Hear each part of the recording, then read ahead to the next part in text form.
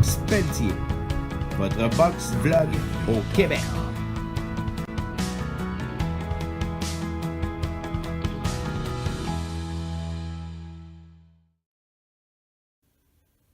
Bonjour tout le monde et bienvenue sur mon vlog qui est sur ma chaîne YouTube au nom de Sylvain Infobox Pelletier. C'est retransmis aussi sur Facebook.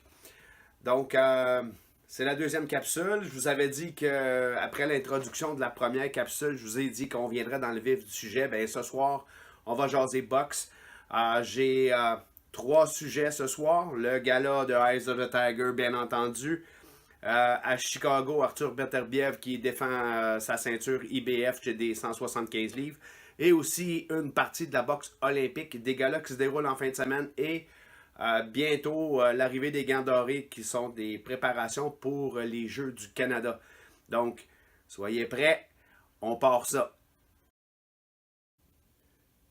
Donc, dans le volet olympique, en fin de semaine ici à Terrebonne, il y a un gala au club de boxe Imperium. Il y a juste un gala en fin de semaine, c'est Stéphane Desormiers qui l'organise à l'Imperium.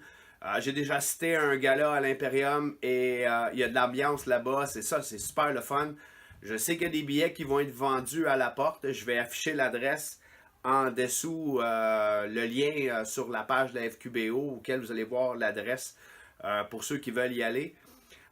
Au mois d'octobre aussi, dans la fin de semaine du 26 au 28 octobre, il y a les gants dorés qui sont organisés et la sélection des Québécois qui vont être aux Jeux du Canada. C'est du 26 au 28, ça se passe au Collège de Lévis, c'est organisé par Benoît Martel. C'est une fin de semaine intensive de boxe et on a la crème de la boxe amateur au Québec. J'ai déjà participé à ça, pas participé en tant que boxeur, mais j'ai déjà été dans des galas, des championnats de gants dorés. Et je vous le dis, là, c'est de la haute performance. On a à partir de juvénile, même les cadets, et ça monte jusqu'aux seniors. Et chaque combat, même chez les plus jeunes, c'est de la qualité et vous allez voir les élites de demain. Par rapport aux Jeux du Canada, qui s'en viennent. Ça, c'est en 2019, c'est en février 2019. Ça a commencé dans le début des années 70, la boxe aux Olympiques. Depuis 2011, par contre, c'était plus la boxe pas aux Olympiques, au championnat, aux Jeux du Canada. Depuis 2011, la boxe avait été remplacée par la trampoline. Et là, cette année, elle effectue un retour avec 6 catégories de poids à partir de 56 kg, 60, 64, 69, 75 et 81 kg. Il y a des grands champions qui sont passés par les Jeux du Canada. On a Jean-Pascal ici au Québec. On a eu aussi dans les champions, il y a Davilton Junior, Davilton Fils, qui a déjà aussi gagné les Jeux du Canada, puis Lennox Lewis. Donc, c'est un championnat important dans une carrière de boxeur. Dans les dernières années, on avait du club de boxe à Saint-Hyacinthe, Marc Saillé, qui était le head coach. Je ne sais pas cette année si ça va être lui. Ce que je vais faire, c'est que je vais essayer de communiquer avec la fédération, parler avec Patrick Denis ou une autre personne là-bas pour voir c'est quoi le procédé, où est-ce qu'on va s'en aller là-dedans. Avec la première sélection qui sont les gants dorés. Ensuite de ça, je sais aussi qu'au défi des champions, un peu plus tard dans la saison, il va y avoir une autre partie de sélection. Tout ça pour former une équipe Québec et d'aller chercher des médailles. La dernière fois qu'on a participé à ça, en 2011, on a eu une médaille d'or. Et c'est du calibre relevé là-bas. Et cette année, ben, ça recommence. Donc, les galas à venir, les galas de boxe olympique, présentez-vous là-bas. C'est des galas qui sont relevés. L'ambiance est folle. C'est totalement différent d'une ambiance d'un gala pro. C'est fou. T'arrives de bonne heure, c'est fou du début à aller jusqu'à la fin. Donc, la boxe olympique au Québec est en forme.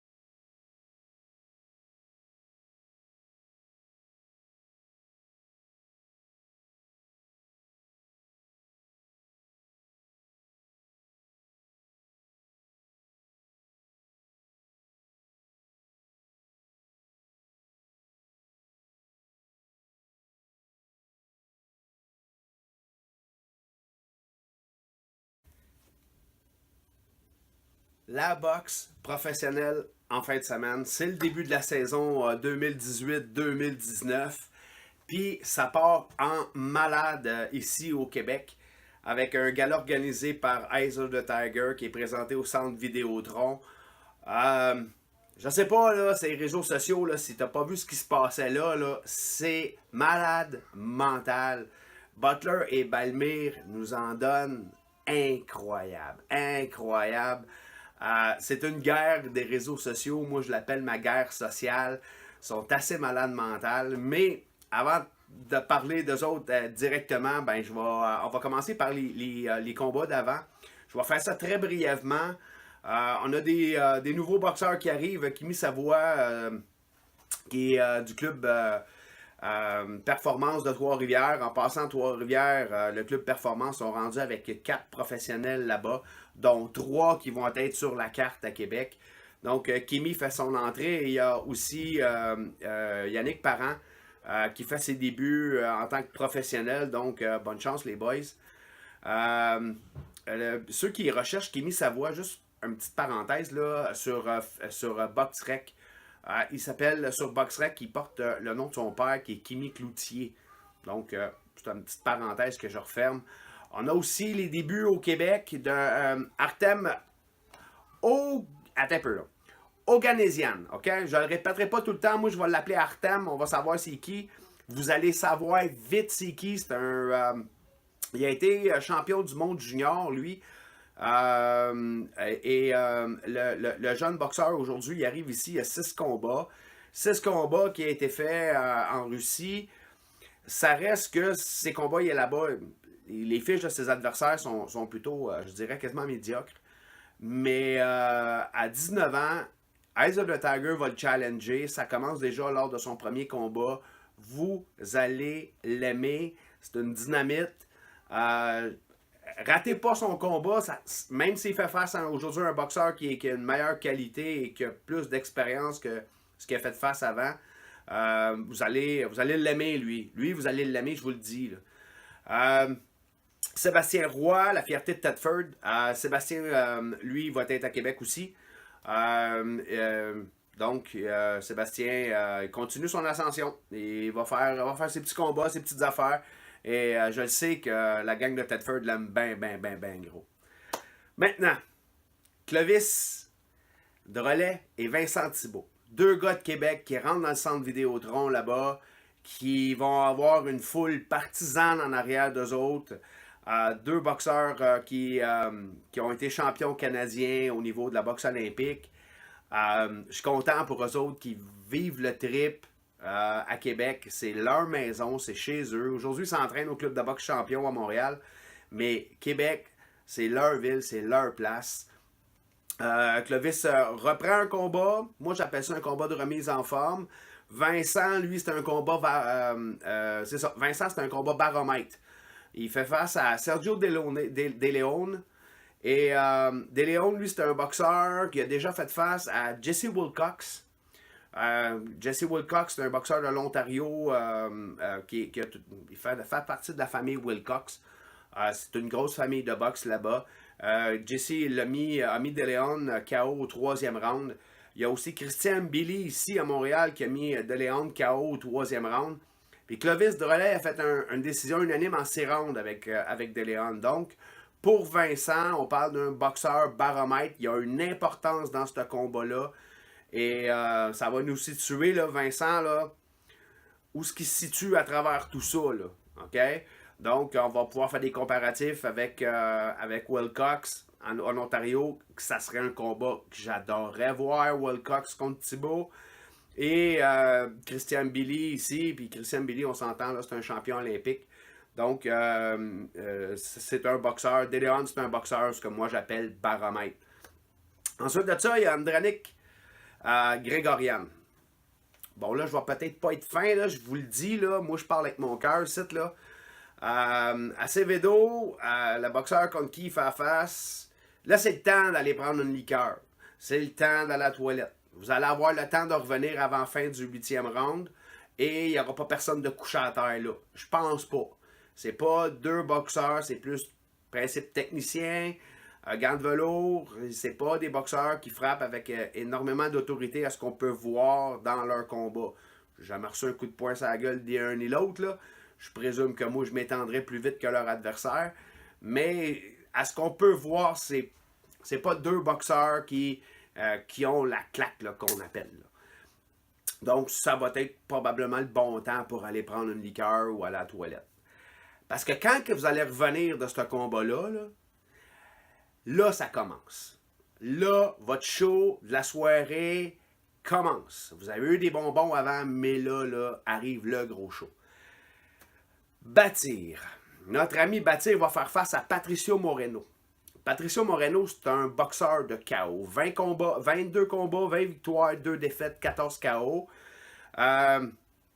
C'est un boxeur qu'on dit, si j'ai bien entendu aujourd'hui à la conférence de presse d'Eye of the Tiger, c'est un boxeur qui est craint, que les autres boxeurs essayent d'éviter et que là, Bâtir, lui, a accepté haut la main ce combat-là.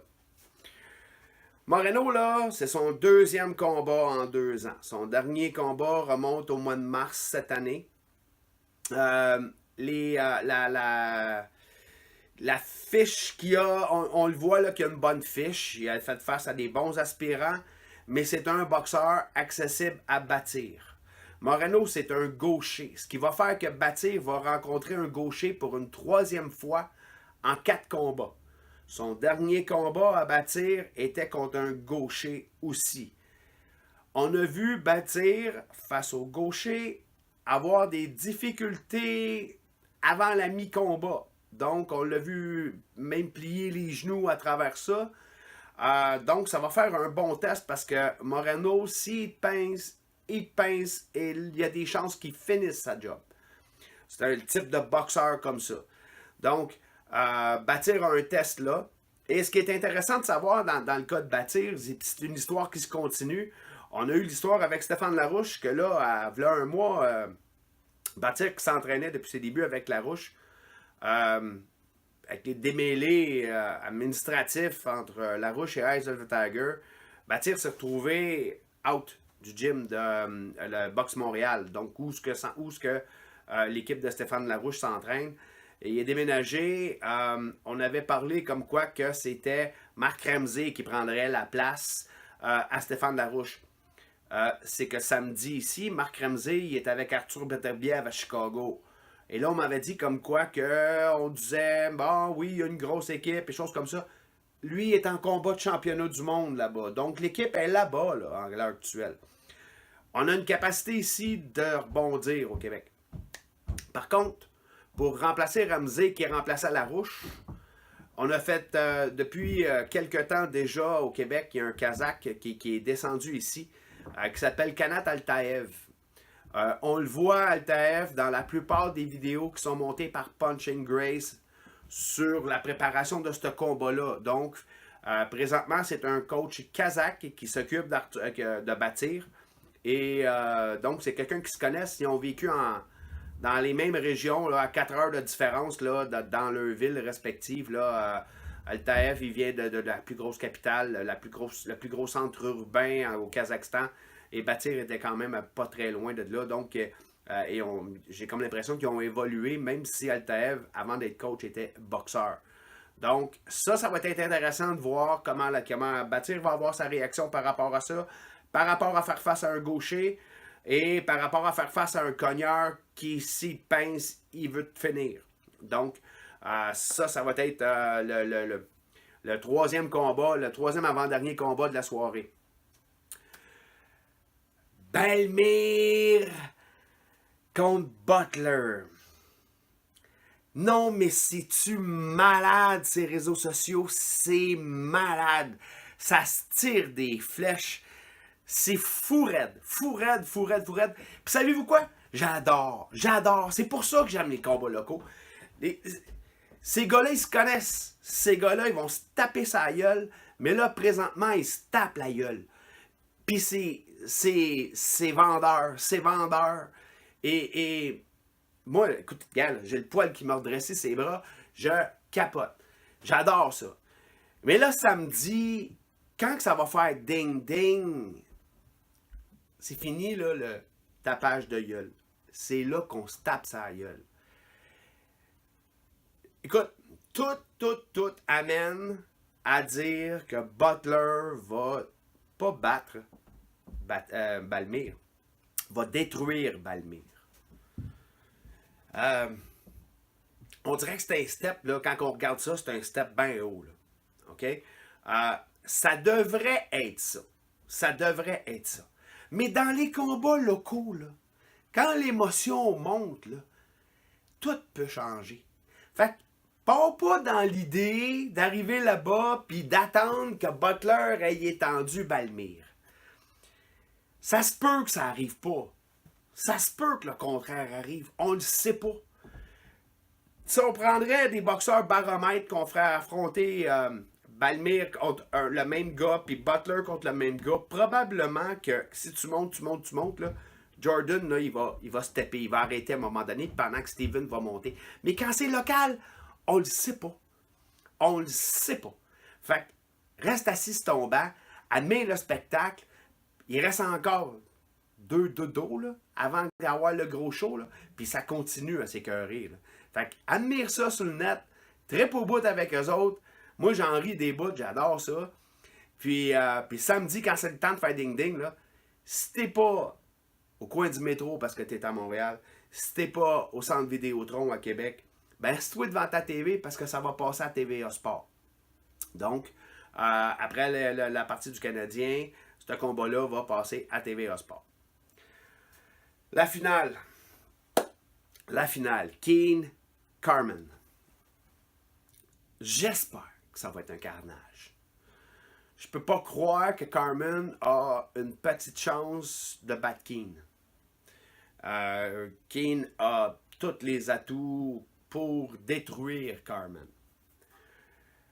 Carman, ça fait tellement longtemps que je t'aime pas, là. Pas comme personne, je te connais pas, mais comme personnage. Personnage de boxe. Tu t'es battu avec Silvera Louis 2 fois. Le premier coup, il t'a battu. Le deuxième coup, tu l'as battu. Tu n'as jamais voulu refaire une troisième shot. Tu as fait un combat écœurant avec Éric Martel-Baouli. Ça a été fou raide, fou raide. Les KO, les gars à terre, ça se relève. C'était comme too much. Trop quasiment, là, tu sais, là. Mais c'était fou, ça s'est... Vous êtes tapé sa gueule. Mais si tu n'as jamais redonné une revanche. Tu t'es poussé tout le temps, Carman. T'es revenu ici au Québec. Tu t'es pas présenté dans tes combats. Asti, je t'aime pas. Fait que tout ce que je souhaite, là, c'est que Keane, là, il est en tabarouette, mais une solide, là, une vraie de vraie raclée. Fait que ça, c'est la finale. Pour moi, c'est ma cerise sur le gâteau, parce que le gros gâteau va se passer avant. Ma cerise à moi, c'est que Keane détruise Carman. Ça, j'adorerais ça. À cette heure, ça, c'était ce qu'il y avait au Québec. Il a passé une petite nouvelle aujourd'hui, comme quoi Kovalev et Alvarez, la revanche, se ferait le 2 février à Dallas. Comme ça l'avait été un peu annoncé avant, mais aujourd'hui j'ai encore revu passer ça, donc dans les 175 livres. On va voir notre ami Alvarez, Eleider Alvarez, défendre sa ceinture, donner une revanche à Kovalev pour la ceinture qu'il avait acquis au mois d'août passé. Parlant des 175 livres, on a un combat de championnat du monde avec le protégé de Marc Ramsey qui est Arthur Beterbiev. Ça se passe à Chicago samedi.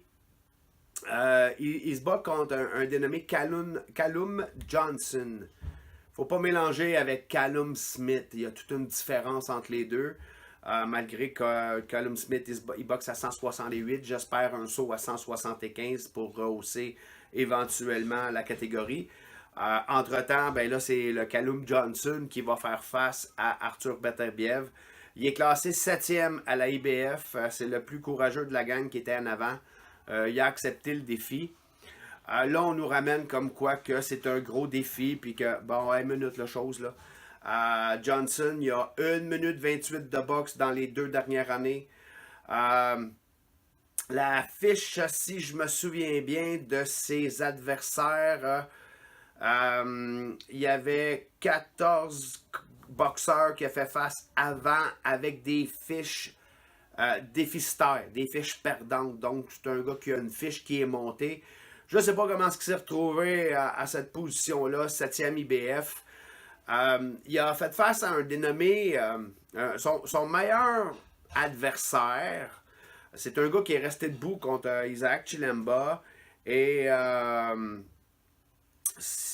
avec Chilemba, puis bon, j'ai un blanc de mémoire là, avec un autre boxeur très intéressant qui est dans l'élite, qui a monté dans l'élite. Il s'appelle Will B. Force. Sa maman il a trouvé ça comme nom, là, Will B. Force, comme prénom. Hein? Donc, c'était son avant-dernier combat. Ça s'était passé en septembre 2016. Il avait fait une décision unanime avec. Sinon, son dernier combat, qui était en mars de cette année, il avait fait face à Bougluni. Et ce boxeur-là, c'est un boxeur qui est du type très très lent, mais très très lent, télégraphié. Et il l'avait battu par KO, arrêt de l'arbitre dans le fond, et aussi arrêt du coin en même temps. Au premier round, à 1 minute 28. Donc, ce boxeur-là va s'apercevoir qu'Arthur Beterbiev est beaucoup plus rapide que ses adversaires qu'il a connus avant. Je présume que Arthur va fermer les livres de bonne heure. Par contre, c'est une superbe carte qu'il y a à Chicago. Ça va sûrement... C'est sur DAZN, qui est la chaîne internet avec Eddie Hearns qui présente sa boxe sur cette chaîne internet-là. C'est la révolution actuellement. D'après moi, c'est ce qui a donné le coup de grâce à HBO de décrocher de la boxe. Donc, DAZN. Les abonnements sont pas très chers. On peut s'abonner à DAZN Canada pour voir le gala. C'est une affaire de 70$, je pense, par année ou 20$ par mois pour s'abonner. Et vous allez avoir beaucoup plus que de la boxe, mais aussi énormément de boxe sur cette chaîne-là. Donc, voici ce qui était pour la deuxième capsule vlog. J'espère que vous l'avez aimé. La première capsule, celle qui était pour information, elle a été vue plus de 100 fois. Je suis content. J'espérais pas nécessairement de mon temps, mais au-dessus de 100 personnes qui ont visionné la première capsule, qui était à titre d'informatif. Donc, je suis content. Celle-là, ben, j'espère qu'on va être beaucoup. Puis, je vous souhaite une superbe fin de semaine de boxe. Puis, je vous dis à la prochaine. Ciao.